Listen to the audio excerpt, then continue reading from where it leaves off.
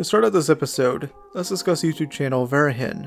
This account has been around since 2008, with the owner uploading a variety of art videos. It wouldn't be until 2020 that Verin would post its first narrative video, which incorporates various different art pieces. Then, a year later, he would begin making 3D animated shorts using Blender, which are concept trailers for a game called Ill. Though what I really want to talk about is the channel's most popular video, Blur.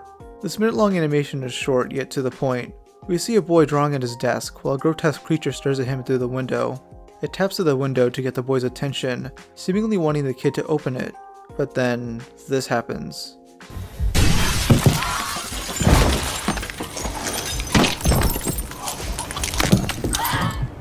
The same fate then happens upon the mom, though it's not as graphic.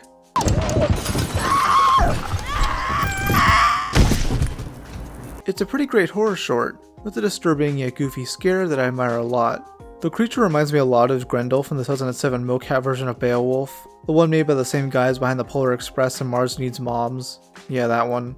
The video did incredibly well for Verin, with it having over 3 million views after being uploaded in April 2023. A few months later, he uploaded a behind the scenes video, and only a few seconds in we get this very interesting sketch of the creature with a massive, gigantic. This video truly highlights the main reason why it's so disturbing, how detailed it all looks. It's insane how much work this guy puts into making it. Now let's briefly switch gears to a more oddball channel appropriately called Weirdos TV. I found it on the subreddit deep into YouTube, and it's pretty damn obscure. It's been around since 2010, and still uploads to this day. While I was writing this, the channel even did a live stream where I was the only viewer. The channel description reads, "A live, free-form expression of music and spoken word, with input from callers to 1-800-WEIRDOS, and friends of Weirdos.com, improvisational and interactive, the weirdest show ever." Linked below is the official website, which looks like it was made in like 1998 or something, though after a quick search, I found that it was actually made in 2003. It's still being updated though, with it linking to various other sites. One is a Facebook page for the creator, Jeremy Halpern.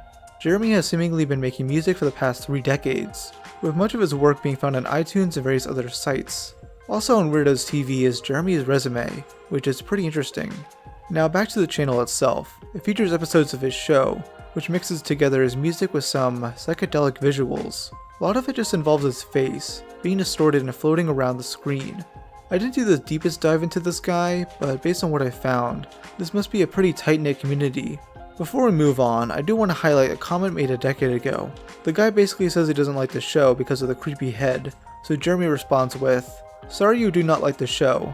Remember that weirdos are creepy by definition. I'm sorry you're too normal. I will be haunting your nightmares forever."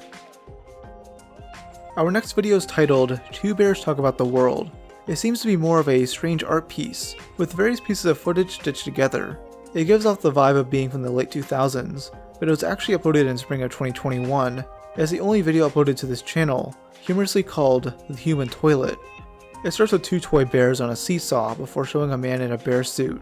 We then see more eerie footage like a woman tied up and a man in a hospital with some sort of skin disease. It then shows footage from the 1940 short film, Experiments in the Revival of Organisms, which shows Soviet scientists reanimating severed dog heads. I talked more about it in this video here. The next few minutes show more disjointed footage like the young girls performing ballet and this strange animation.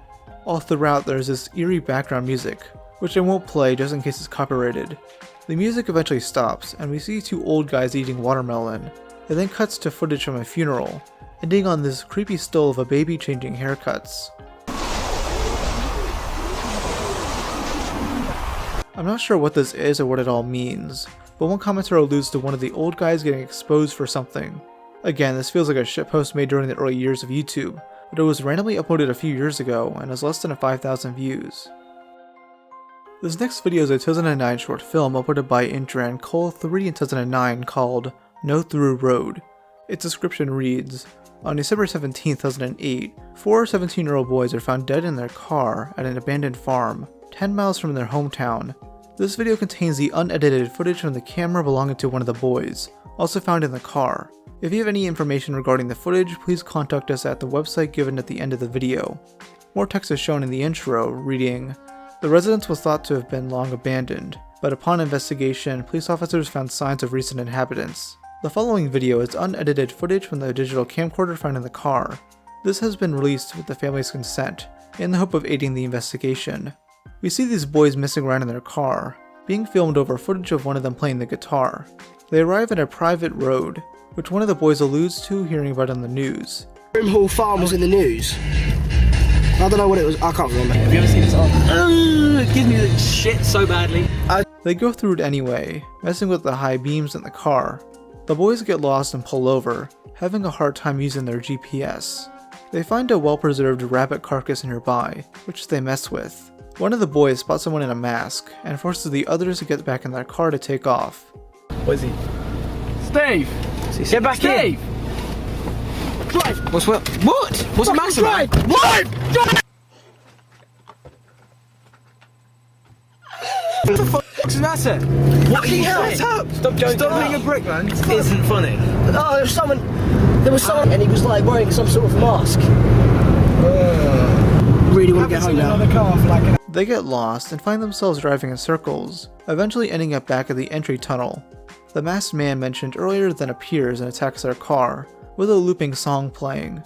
One of the boys runs away, but meets the same fate as his friends.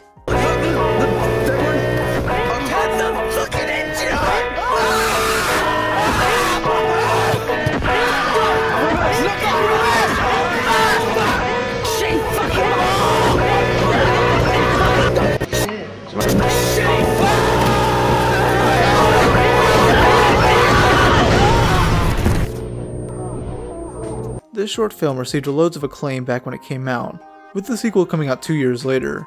Maybe I'll review that one in the future. It's pretty impressive and reminds me a lot of Local 58. Next up is another channel I found through the deep into YouTube subreddit called Louise Castz. It's an obscure French-speaking YouTube channel created back in 2012, with over 300 videos on it. Now the music itself isn't very notable, but what is of the music videos? I'll try to describe a few. The most popular one is from 2014 and is called Super Loser. It's pretty sexual in nature, as we see this woman in a bikini being chased around and then watched on a TV by a gooner. And the woman in question is very obviously an old man.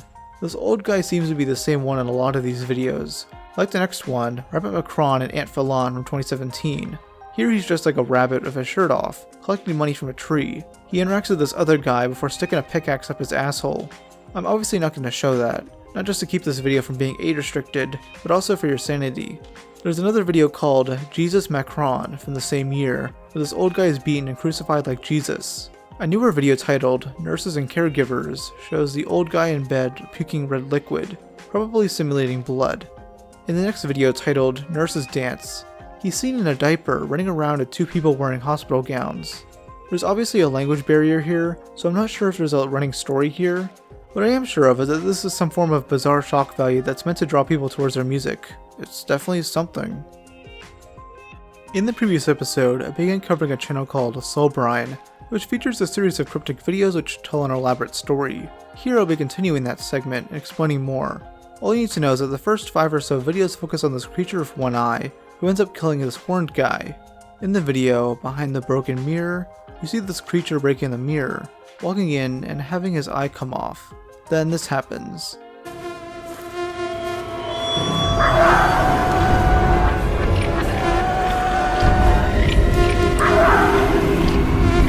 The next few videos seem to take place behind this house, still trapped in the mirror. The creature won't be released until the video collapsed.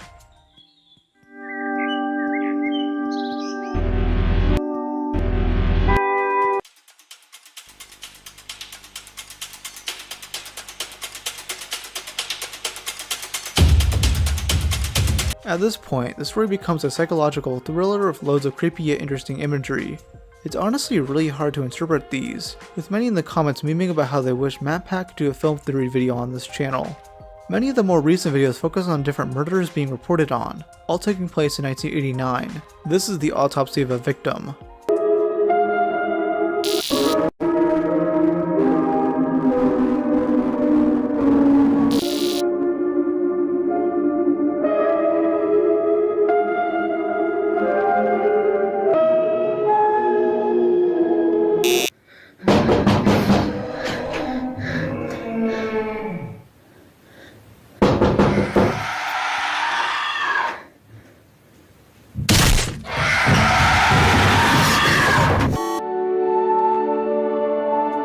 The murder seemed to come from some sort of entity, maybe hinting at it being from the creature. If you have any interesting interpretations of this channel, I'd gladly read out some at the beginning of the next episode. During the early years of YouTube, one of the most notorious found footage videos was that of a man lost in the Paris Catacombs. It's from the second episode of the show, Scariest Places on Earth, airing in October of the year 2000. It follows filmmaker Francis Friedland, investigating this piece of found footage discovered deep within the catacombs. If you're not aware, the catacombs under Paris are around 200 to 400 miles long, and are mostly unmapped. It's incredibly easy to get lost down there, which is why only a small portion of it is open to the public. I actually visited it not too long ago, which is why I didn't upload for like 3 weeks. But visiting here reminded me of this topic. Anyways, the only way to access the other parts of the catacombs is through illegal means, usually finding a hidden entrance. That's how Francis suspects the cameraman snuck down there. The footage starts with the person picking up various bones that are over 300 years old. It's very clear he's deep inside the catacombs labyrinth, as there is no graffiti and no other signs of recent activity. According to Francis, the cameraman walks around for a good 40 minutes before he picks up the pace. He begins running in a frantic state, with his breathing getting louder and louder. Then, this happens. He's running faster and faster and faster, deeper and deeper into the catacombs. And all of a sudden, he drops the camera. The camera just drops on the ground and keeps rolling. And you see his feet just run away.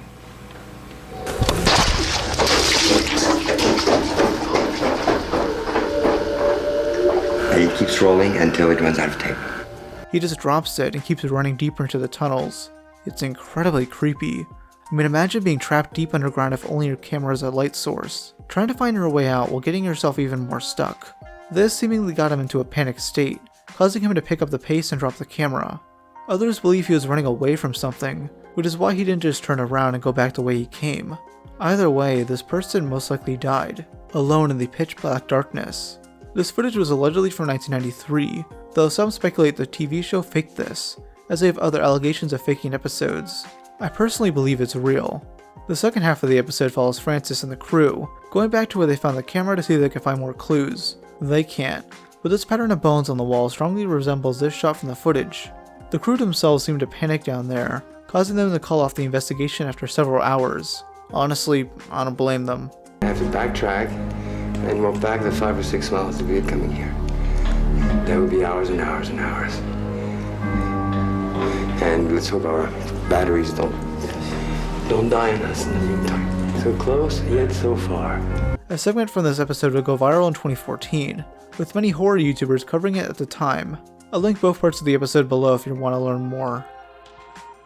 Finally, I want to end off on a video covered on this channel all the way back in 2019. Weird segue, but there's a recent episode of Smiling Friends involving the character Professor Psychotic wanting to create life, resulting in him creating a homunculus.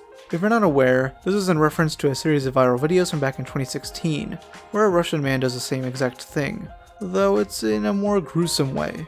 The channel, which translates to How to Make, does more out there tutorial videos. Just think how to basic if he was on heroin instead of cocaine.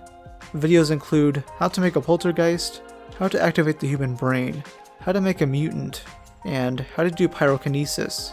Those most popular series of videos are how to make a homunculus. He's made multiple videos on this due to how apparently hard the process is. If you don't know, a homunculus is a tiny humanoid creature made for scientific means. In his first video on the topic, he demonstrates the process. He takes a chicken egg and pokes a tiny hole into it. Then he takes a needle filled with human sperm and injects it into the egg. Finally, he covers up the whole thing and lets the egg incubate for a few weeks. In his first attempt, the thing that comes out of the egg is dead, so he vows to try again. In his next video, he has the egg incubate longer, and this thing pops out of it. Блять!